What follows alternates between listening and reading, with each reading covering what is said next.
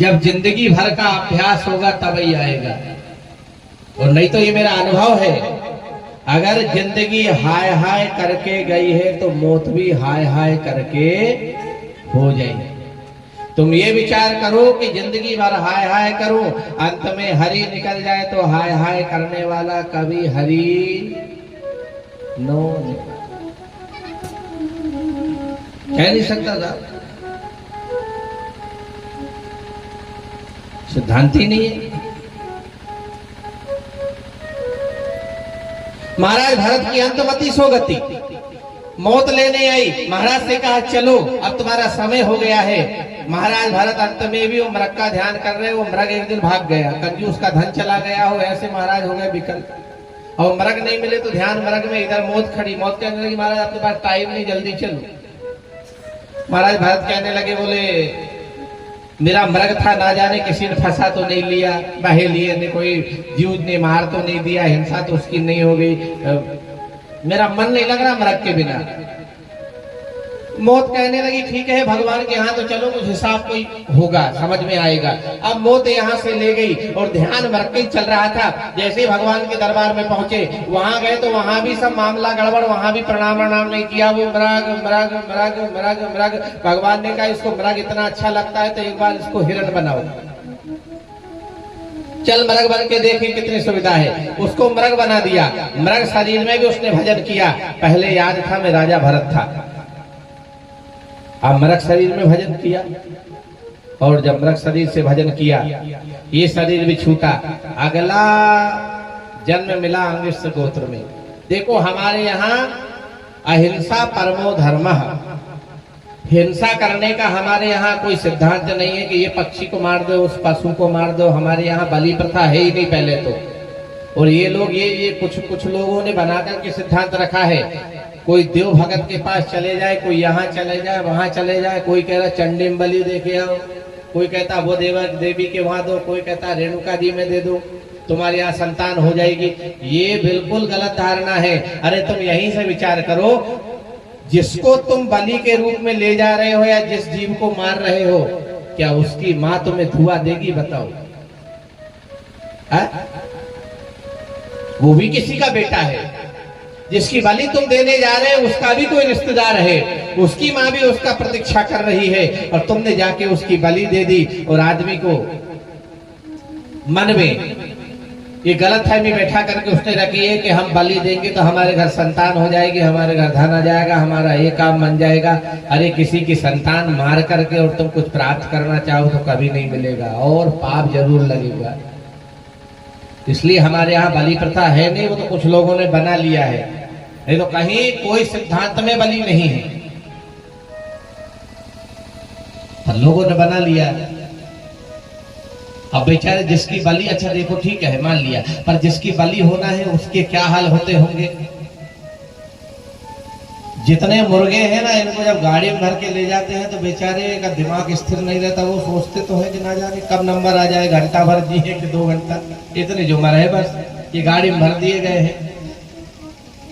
ये बात आज समझ में नहीं आएगी, ये बात उस दिन समझ में आएंगी कि जिन लोगों ने बलियां दी हैं, एक दिन ये आएगा, हिसाब होगा, वही मुर्गा मनुष्य बनेगा और तुम मुर्गा बनोगे, और वे तुमको ही ऐसे गर्म पानी में उबाल करके, और तब समझ में आएगा कि वास्तव में बलि देना क्या होता है। अभी समझ नहीं आएगा। हाँ, तो जिसकी बलि होना है वो अब बेचारा घबराता है। एक आदमी को बुखार आया तो उसका बुखार नहीं उतरे, अब बुखार नहीं उतरे तो बड़े परेशान। अच्छा गांव में इतने डॉक्टर भी नहीं रहते तो उस समय, तो इसको दिखाए उसको दिखाए, सब झाड़ा भूखी की। एक कोई बाबा आए तो वो महिला ने बुला के लाई, हमारे पति का तो बुखार ही नहीं उतर रहा।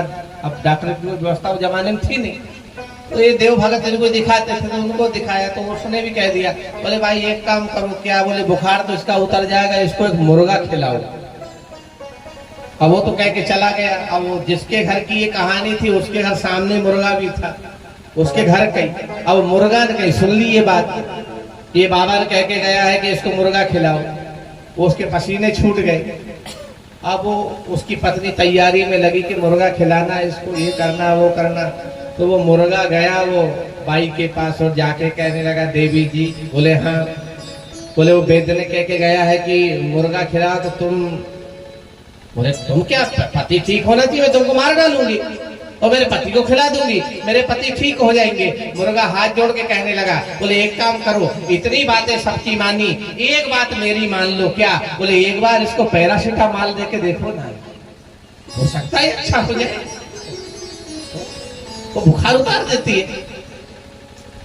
वे मुर्गे भी बेचारे परेशान हैं ऐसे लोगों से। तो ये वाली प्रथा नहीं है। महाराज भरत को हमारे यहाँ बलि देने का रिवाज नहीं है। अहिंसा परमो धर्म, हिंसा नहीं करना, अहिंसा व्रत है सब। सनातन में कहीं आपको हिंसा का वर्णन नहीं मिलेगा। महाराज भरत ने ये शरीर भी छोड़ा, थोड़ा बहुत ये शरीर में भजन किया। पता था मैं राजा भरत था, मृग के कारण मृग बना।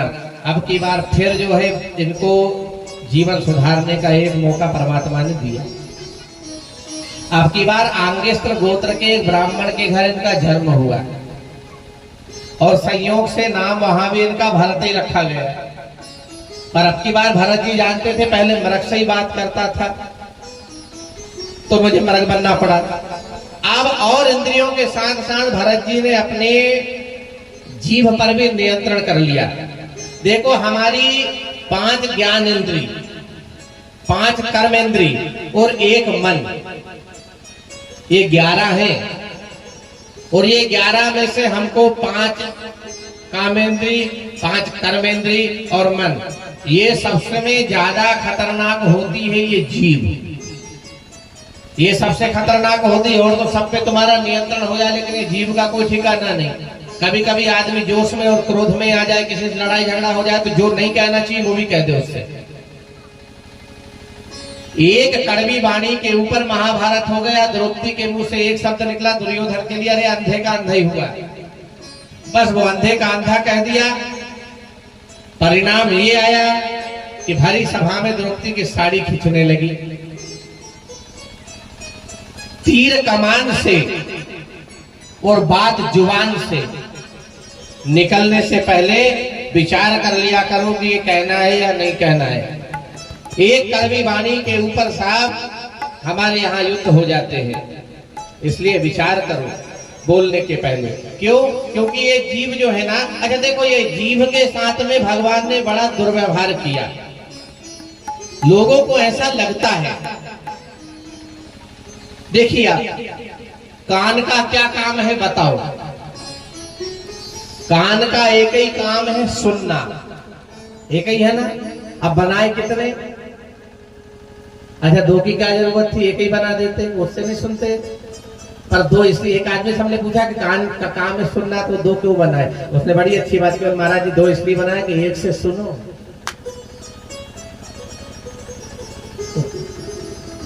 दूसरे से निकाल दो कान। आंख का एक ही काम है देखना, बनाई 2। हाथ का एक ही काम है सामग्री उठाना, दान करना, एक ही बना देते 2। पांव का एक ही काम है तीर्थों की यात्रा करना, चलना, बनाए 2। एक काम है और बनाए 2। तो बताओ जिसको 2 काम दिए उसके लिए 4 बननी थी कि नहीं? एक काम के लिए 2 कान बनाए, देखने के लिए 2 आंख बनाई। अब ये जीव के साथ बड़ा पक्षपात किया, इसको काम दिए 2 और बनाई ओनली 1।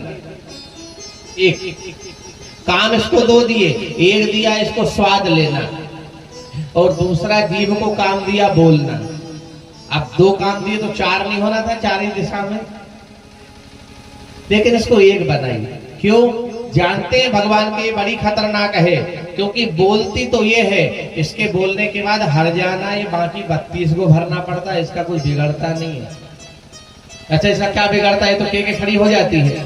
रहीम जी ने जीव के लिए बड़ी अच्छी बात कही। रहीम जी कहने लगे ये जीव बहुत खतरनाक है। रहीम ने जी है बाबा बरी कह गए सरग पताल, और आप कहे भीतर भाई फिर जूता खाए कपाल। बोलती ये है हर जाना इसको भरना पड़ता है। अच्छा, ये जीभ बोलती है तो कभी किसी ने नहीं कहा कि चुपचाप रह तेरी जीभ काट देंगे। हर आदमी कहता है ज्यादा मत बोल नहीं तो तेरी 32 ही। अब 32 दांत कहते हैं कि यार हमारा कौन सा कसूर है, हमने तो बोला भी नहीं, और ये हमारे तोड़ने की बात कर रहे हैं। एक आदमी ट्रेन में यात्रा कर रहा था तो उसको जगह नहीं मिली तो बगल वाले बाजू थोड़ा हो गया, आई इतने में बैठता नहीं बता और बाजू हो, वो बैठ गया, फिर बाजू हो। वो बाजू वाला भी उसका ही बाप ही समझ लो। तो वो बाजू वाला कहने लगा ज्यादा गड़बड़ मत कर नहीं तो मैं तेरे 64 के 64 ही तोड़ दूंगा। एक सामने एक सज्जन बैठे थे, वो कहने लगे बोले साहब 32 होते हैं 64 नहीं होते हैं, तुम कह रहे हो 64 तोड़ देंगे, 32 ही तो होते हैं। वो कहने लगा बोले मैंने 64 बहुत सोच समझ के बोला है, मेरे को मालूम था कि तू जरूर होशियारी बताएगा, तो 32 तो इसके और 32 तुम होशियारी बताने वाले के, तो 64 हुए कि नहीं? तो रहीमा ने जीवा बाबरी कह गए सरग पताल, आप कहे भीतर भाई जूता खाए कपाल। कभी बोलने को भी आ जाए तो मौन हो जाओ, गले में लाके रोक लो, क्योंकि आपकी वाणी बाहर आने के बाद किसी को दर्द भी दे सकती है साहब।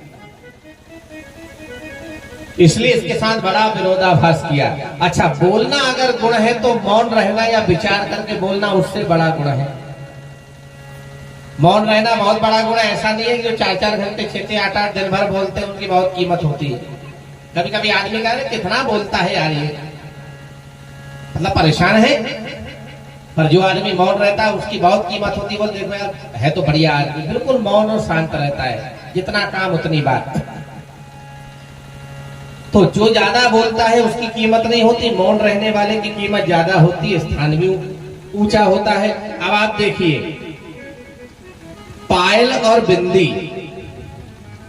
यद्यपि दोनों श्रृंगार है, ये 16 श्रृंगार में आता है दोनों, पायल और बिंदी, पर दोनों का सिस्टम देखो, पायल को पांव में नीचे पहना जाता है और बिंदी को माथे पे लगाई जाती है। अब ये बिंदी ने एक बार और पायल में दोनों में चर्चा हुई। ये पायल बिंदी से कहने लगी बोले तू 10 पैसे में आती है, इतनी सस्ती आती है, और तुझे ये स्त्रियां माथे पर लगाती हैं, हम इतनी महंगी आती हैं, हमें पाँव में पहना जाता है, कारण क्या है? बिंदी ने बड़ी अच्छी बात कही, तुमको पाँव में इसलिए पहना जाता है क्योंकि तू बोलती बहुत है। एक पाँव रखो छन, दूसरा रखो छन, तीसरा रखो छन, चौथा रखो छन छन छन छन। अगर दिन भर बोलेगा सहज उसकी कीमत अपने आप घट जाएगी, आपको घटाने की आवश्यकता नहीं है। मंदिर की सीढ़ी में और मंदिर की मूर्ति में बड़ी सुंदर चर्चा हुई। मंदिर की सीढ़ी ने एक दिन भगवान की मूर्ति से शिकायत की। मूर्ति से सीढ़ी कहने लगी बोले एक बात बता, हम दोनों राजस्थान के पत्थर हैं, हम दोनों हैं पत्थर, तू भी संगमरमर और मैं भी संगमरमर, और एक ही खदान से निकले हैं, पर इतना विरोध क्यों है कि मेरी सीढ़ी बना दी गई, तेरी मूर्ति बना दी गई, तेरी मूर्ति बनाई, लोग तेरा पूजन करते हैं और मुझे सीढ़ी में बना करके उस पे जूता उतारते हैं। एक ही खान का पत्थर है, दोनों एक जगह से, एक ही कारीगर ने बनाया, एक भाव का पत्थर है, पर इतना विरोध क्यों? मूर्ति ने बड़ी अच्छी बात कही, बोले एक ही खान से हम निकले, पत्थर भी हम एक हैं, एक ही कारीगर ने हमको घड़ा है, तुझे सीढ़ी बनाया, मुझे मूर्ति बनाया, लेकिन एक बात ध्यान रखना, ये मूर्ति बनने के पहले मैंने छेनी हथौड़ी की बहुत चोटें खाई है, तब मैं मूर्ति बनी हूं।